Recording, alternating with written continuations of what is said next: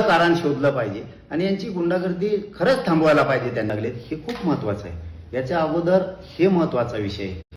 यांच्या मानसिकता आधी बघा. मानसिकता कोणत्या थराला चालल्यात, हे काय करायला लागलेत, कोणाला अडचणीत आणायला लागलेत, हे खूप महत्वाचं आहे. याच्या अगोदर हे महत्वाचा विषय आहे. कोण बदलला, का बदलायला लावलं, का त्याला पुन्हा दबाव दिला, का त्याच्या घरी जाऊन पुन्हा काय धमक्या दिल्या, हे अनेक वेगळे भाग आहेत.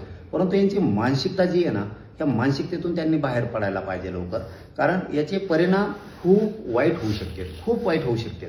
सामाजिक, राजकीय, वैचारिक मतभेद असलेच पाहिजेत, परंतु तुम्ही ज्या टोकाची भूमिका घेताना ती एक दिवस खूप भयान दिवस उजाडणार असणार आहे.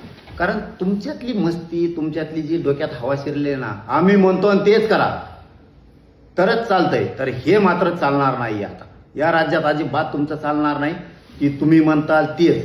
कुणाला पण धमक्या द्यायच्या, कुणाचे पण खून करायचे. संतोष भाईंचा खून केला देशमुखांचा, यांनी त्या महादेव मुंडेंचा खून केला. तुम्ही खून पचवताल, हे शक्य नाही. आता आम्ही अन्याय सहन करावा मराठ्यांनी, हे शक्य होणार नाही. तुम्ही गोळ्या फिळ्याच्या त्या भानगडीत पडूच नका आणि तुम्ही मला एवढं सोपं समजू नका.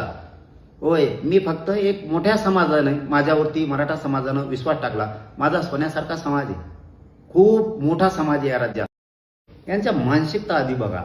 मानसिकता कोणत्या थराला चालल्यात, हे काय करायला लागलेत, कोणाला अडचणीत आणायला लागलेत, हे खूप महत्वाचं आहे. याच्या अगोदर हे महत्वाचा विषय आहे. कोण बदलला, का बदलायला लावलं, का त्याला पुन्हा दबाव दिला, का त्याच्या घरी जाऊन पुन्हा काय धमक्या दिल्या, हे अनेक वेगळे भाग आहेत. परंतु यांची मानसिकता जी आहे ना, त्या मानसिकतेतून त्यांनी बाहेर